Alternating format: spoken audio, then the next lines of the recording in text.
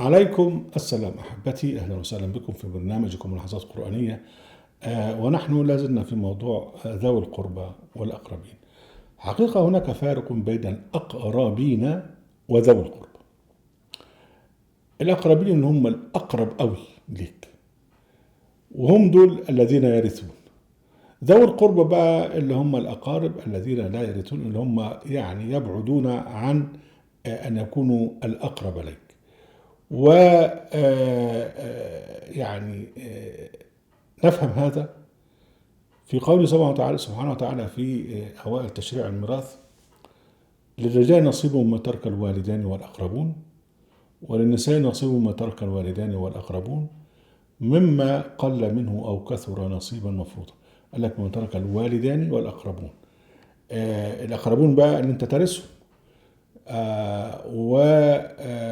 أو اللي أنت ترث منهم، أو الذين يرثون منك.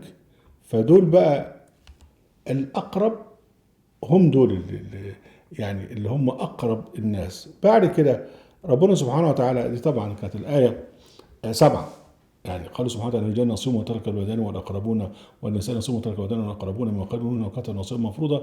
ده الآية 7. بعد كده قال سبحانه وتعالى: وإذا حضر القسمة أولو القربى واليتامى والمساكين فارزقوهم منه وقولوا لهم قولا معروفا. يعني إذا بقى أولو القربى اللي هم أقارب ولكن لا يرثون.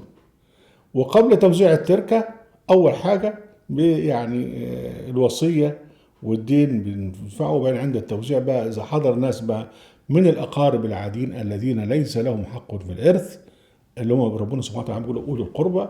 وإذا حضر أيتام، إذا حضر مساكين، فياخدوا جزء، يعني تبرعوا لهم بجزء من التركة. إذا بقى وإذا حضر قسمة أولي القربى، غير بقى الرجال نصيب ما ترك الوالدان ولا أقربون. فالأقربون هم الذين يرثون، أولو القربى أو ذو القربى هم الذين لا يرثون. مع أن طبعا هم كلهم يشتركون في القرابة، لكن واحد هو الأقرب إليك الذي ترثه أو يرثك. نتحدث سريعا عن حقوق الأقربين. يعني أول حاجة اللي هو جاءت في سورة البقرة في قول سبحانه وتعالى: يسألونك ماذا ينفقون قل ما أنفقتم من خير فللوالدين والأقربين. دول أهم حاجة، يعني أنت بتبدأ بيهم. بعد كده البعيد بقى فيما بعد، لكن هو دول أهم حاجة. حتى في الوصية الجماعة السنجية اخترعوا قاعدة بتقول لك يعني لا وصية لوارث. ده كلام هادسون، هادسون. ليه؟ لأن ربنا سبحانه وتعالى فرض للوالدين حقا في الميراث. قال لك: ولا أبوه لكم وحبيبهم الثلث، وقال لك: وإن كان مش عارف إيه فلأم الثلث. يعني الوالدين مفروضين موجودين في الميراث، وموجودين أيضا يعني في الوصية. قال سبحانه وتعالى: كتب عليكم من حضر أحدكم الموت إن ترك خير الوصية للوالدين. فالوالدين اللي هم منصوص عليهم في الميراث هم لهم أيضا حق في الوصية ومكتوبة، وإذن لابد أن تنفذ. وبعدين قال لك: والأقربين، برضو الأقربين اللي هم بيرثوا برضو لابد أن يكون لهم وصية. وده طبعا يعني الموضوع هنا يمكن هنتعرض له بالتفصيل في كتاب الميراث القادم. لكن هو الموضوع هنا أن الذين يرثون هم الذين يكون لهم حق الوصية، يعني تكتب لهم وصية. طبعا الوالدين بالاسم، لكن الأقربين بقى أنت بقى بتشوف إيه الوضع. البنت دي عايزة تتجوز، الواد ده خد حقه كتير، إذا البنت إحنا نكتب لها وصية أو الواد نكتب له وصية، يعني عشان خاطر يعني موضوعات الميراث محددة بالنصف والربع والثمن والثلث والسدس والثلثين. فمع التحديد الصارم ده تأتي الوصية لتعمل تعديلا يعني في هذا. وربنا سبحانه وتعالى قال في الآية 33 من سورة النساء: ولكل جعلنا مواليا مما ترك الوالدان والأقربون. في بقى موالي، يعني أتباع، يعني ناس أتباع وعايشين مع أبوك وأمك، أو عايشين مع الأقرب الناس إليك إذا كان مش عندك أبوك وأمك، مع أولادك، مع زوجتك، مع أبنائك. دول تبقى لهم حقوق ويجب مراعاة هذه الحقوق. ده بالنسبة لحقوق أولي لا الأقربين. نخش بقى على حقوق أولي القربى اللي هم الناس اللي بعد الأقربين. وقبل توزيع الميراث احنا قلنا: وإذا حضر قسمة أولي القربى واليتامى والمساكين فارزقوهم منه وقولوا لهم قولا معروفا. إذا هو بيعد من ضمن اليتامى والمساكين، ولهم حق الإحسان. يعني وإذا أخذنا ميثاق بني إسرائيل لا تعبدون الله وبالوالدين إحسانا، قال لك: وذي القربى واليتامى والمساكين واعبدوا الله ولا تشركوا به شيئا وبالوالدين إحسانا وذي القربى واليتامى والمساكين.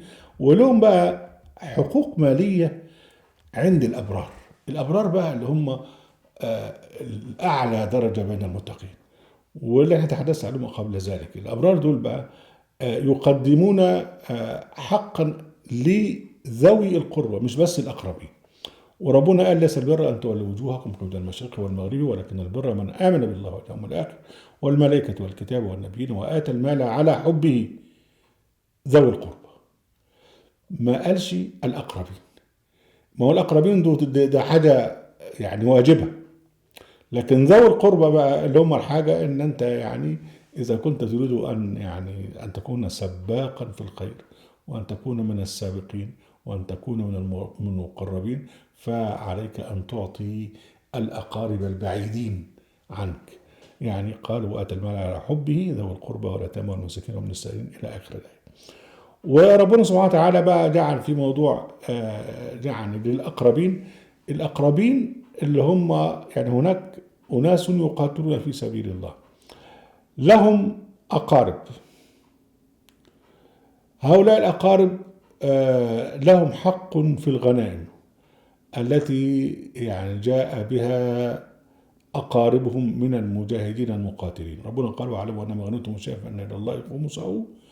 ده الخمس ده لربنا سبحانه وتعالى يعني في الدعوة وفي الاستعداد للقتال. بعد كده ده خمسه للرسول. بعد كده بقى التوزيع التانيين بقى اللي هم 4/5 قال لك: ولد القربى واليتامى والمساكين وابن السبيل. ده في توزيع الغنائم.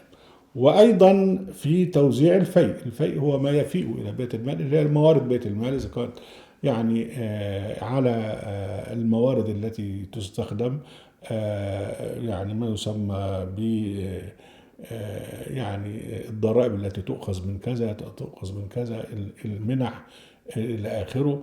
فربنا سبحانه وتعالى في توزيعها قال: ما أفاء الله على رسوله من أهل القرى فلله والرسول وذي القربى واليتامى والمساكين وابن السبيل. فذي القربى هنا اللي هم أقارب الناس المستحقين في يعني الزكاة. يعني في فقير وفي أقارب له، في يتيم وفي أقارب له، في مسكين وفي أقارب له، فدول يأخذون حقا في الفيء. وده طبعا تقوم به الدولة الإسلامية.